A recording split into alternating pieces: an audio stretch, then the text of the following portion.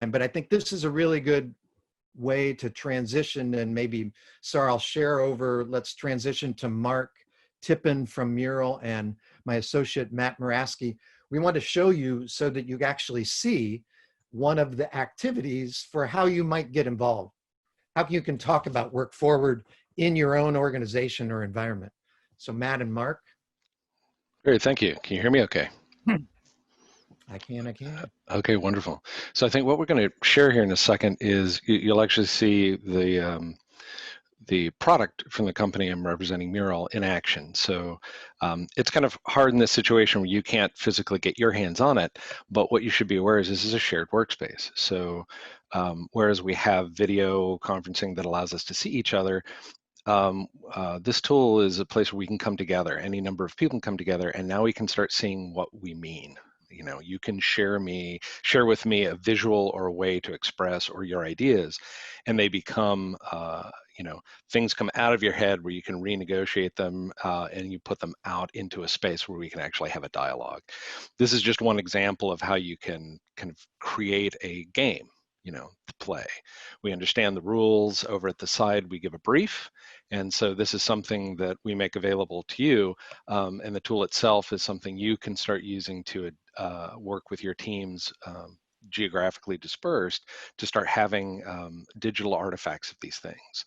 Whereas you used to enjoy the whiteboards and the artifacts you'd create in person, this is trying to give you access to that same experience. I'll let Matt talk a little bit about the structure here. Yeah, so when we think about work forward, right, and from a leadership perspective, not only are we making sense of it, but we're also trying to make sense of it for our teams, and we're trying to forge together. And at the end of the day, that leader needs to take the ambiguity and make it practical, right? And that's what we've looked at with work forward, is saying, okay, well, how do we really get started with this? How do we actually start to develop some traction with our teams? And the challenge wheel that we've developed through the work forward team is really a great starting point for you as a leader. Now you can conduct this exercise either individually as a leader on your own. You can work on it with your team, or you could even do it on an enterprise level.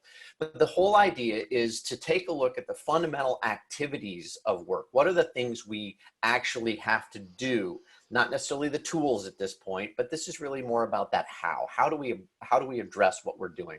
So you've got, as you move around this wheel, you've got act, which is to really talk about, like, what are the things that we actually do? What are the things that we're actually stepping forward and working together with as a team? We move around quickly to look at how do we learn? Like, what does it mean for us to learn? How do we communicate with each other? How do we innovate? How do we make or prototype things? How do we evaluate? And how do we decide? And those are two very different things: evaluation and decision. How do we plan? And then again, how do we get around to act? It's kind of it's a cycle. What we like to do is look at that from the challenge wheel perspective. You can look at each of these and go through it with your team. Mark is populating it already, just asking some very basic questions around these. So for instance, if we're talking about learn, like, what stands in the way of us learning information, of gathering information together? What are the challenges that we're facing? And if you're doing this with your team and you're suddenly in a remote environment, the answers you're going to get are probably going to be different. That allows us to surface those issues that we're sharing, that we're having a shared experience around, to be able to then have a bit of a discussion. I want to be really clear here that as we're going through, from a facilitation standpoint, and because a lot of us, when we become leaders, are very alpha and solution oriented, this exercise is really about just opening the conversation. It's not about everyone gathering together and saying, oh, well, this is how we're going to solve that.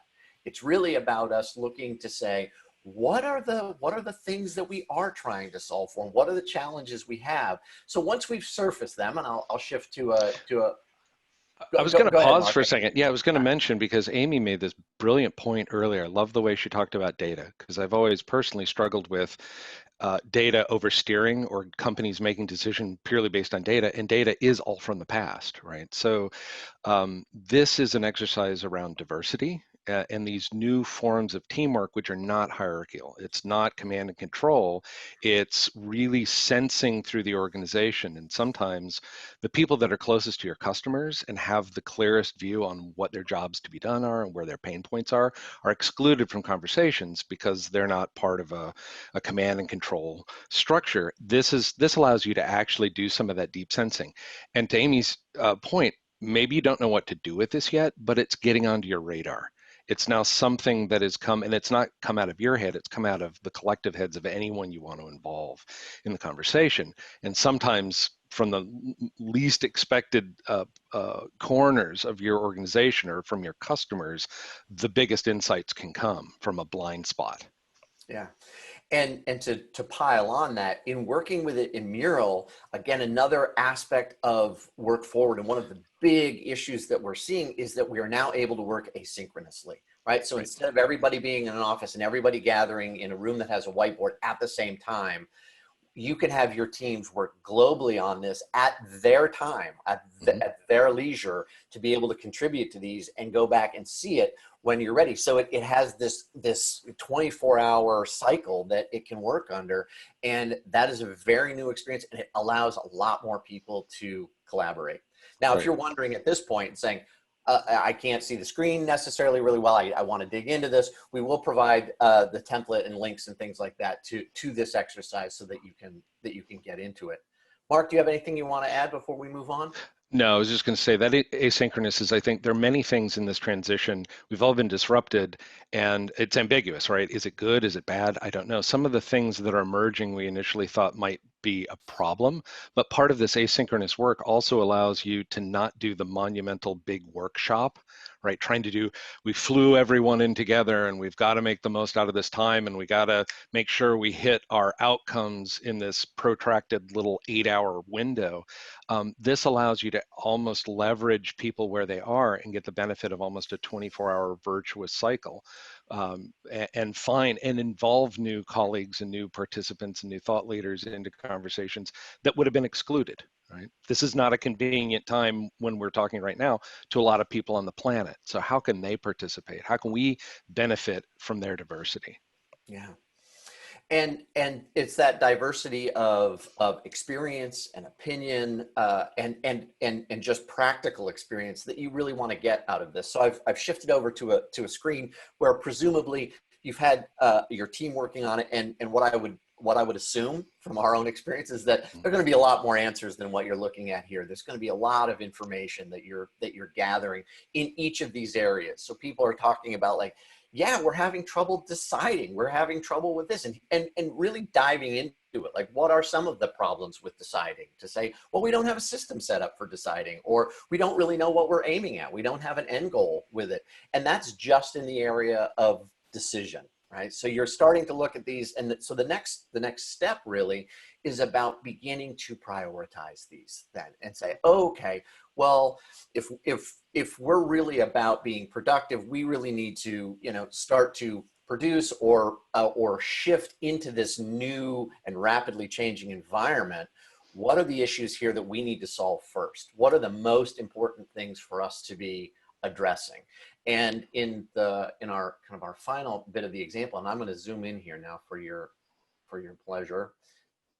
In the middle part of this circle, as we start to look at this, we're moving in and saying, all right, let's move our biggest issues, the things that we absolutely have to solve for, into the center. Let's get that closest to the heart of the challenge wheel.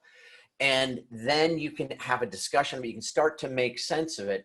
And if we look at it as we move around, we see up in communication, we see things like, well, leaders are saying different things. I'm getting mixed messages, right? Or it's really hard to get together as a full team and understand it and gain alignment. Of course, when we look at innovation, we might say, we just don't know where we're going. There's no clear strategy because we have a poor guess or very little visibility into what the future is. And we have no idea of knowing what the right thing might be, for instance. Another big piece, right, around the doing portion of the making is we're not set up. It can be as easy as that. Somebody going, I think I know what I need to do. but I'm having a hard time transitioning to using Zoom or using any other remote scheduling tool or seeing what other people are doing. And that's often the bar that people are just trying to cross even now, even several months into this pandemic situation. A lot of organizations were just not set up to do this. We can move further through it as well into the North Star and in other areas, but we start to see some themes emerging. I'll get to those in a second because I think Mark's got some info to add. I was just going to say, just to recap, the thing I love about this is that in any business, you have strengths and weaknesses, just like individuals have strengths and weaknesses. And sometimes your weaknesses actually don't really have any effect on your outcomes, right? Just because you're not good at that particular thing, it may not be impacting your business. So the thing that I like about this wheel is it gets you present in a series of conversations you can have around the part that hasn't been disrupted yet. Work is still largely comprised of these types of activities, right? The planning, the acting, decision making, prioritization. These are going to be true almost no matter, as long as we're a species on the planet. These types of things will make up work. This allows you to pull the things in and then start the sense making around, well, where should we be focused first? And that's what I appreciate about this is even sometimes you have a hard time putting your hands around the problem. Well, at least this frames it in a way where as long as we're talking about work, and that can be enterprise, that could be nonprofit, that could be a personal mission you have with a group of people just trying to get an outcome, these are still the activities. And sometimes we forget or we're biased towards the creative side, right? We're not at all thinking about the promotional side, right? And so this allows us to kind of get a holistic view and then say, well, this is actually where we need to focus. That's why I love this visual. Yeah, and just to reiterate Mark's point, it can be applied again to your personal life. It can be applied in all of these different ways at all different levels of work as well. And it's a great starting point. And what we see, like particularly in this example, is it gives us an opportunity to look again holistically across it and say, what are the themes that are emerging? What are the things that we're seeing? And this may be the trickiest part for some people, but I don't think so as you start to narrow it down. With this, we're seeing, well, okay, there's uncertainty about whether these are the right choices and is now the right time to be deciding, and there's no precedent or there's no North Star, and we're getting a different message from leaders. That starts to tell us we don't know what the future is, and the leaders might need to create some sort of point of view or at least acknowledge that they don't know, right? Like from a leadership standpoint, you need to be able to say, how do I need to respond to this? How do I need to act? And what are the things we can start building or creating in order to get this, like, right? So it goes back to, do we need more data? Do we need to go find that? Or can we make some assumptions and move on? And the other piece is, sitting right in front of our face, if we're paying attention to it, to say, we're not set up to work remotely. How do we do this? Where do we start, right? Is there a plan across the organization to implement this? Do people feel comfortable? Do they get it? And then try to say, okay, well, can we work on these two big issues then? How do we lead? How do we guide? How do we create messages that assuage concerns and empower people? And then how do we give them the tools to pursue that as well? And that moves you, that just provides so much more focus for then that next level of diving in and saying, okay, well, here's the next thing we're going to do in order to solve these problems.